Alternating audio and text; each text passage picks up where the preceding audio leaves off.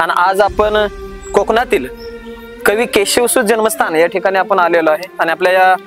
ज्ञानकुंज विद्यापीठाच्या वतीनं या मुलांना कवी कुसुमाग्रज केशवसूत आणि त्यांच्याबद्दल थोडं काहीतरी माहिती असावी या निमित्तानं आपण त्या विद्यार्थ्यांना आपण केशवसूतांचे जन्मस्थान या ठिकाणी घेऊन आलेलो आहे आणि त्यांच्याबद्दल माहिती, त्यांच्याबद्दल अनेक कविता, ज्यांचं बालपण ज्या ठिकाणी गेलं, ज्या ठिकाणी त्यांनी नवनवीनची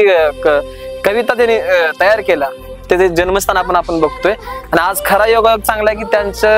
त्यांच्याबद्दल खूप काही बघायला मिळते इथं या ठिकाणी आणि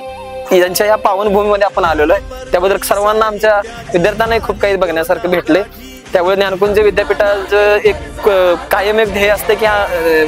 ज्ञानकुंज विद्यापीठातील मुलांना काहीतरी नवीन विशेष मिळावं आणि तोच हा योगा म्हणून एक सुंदर असं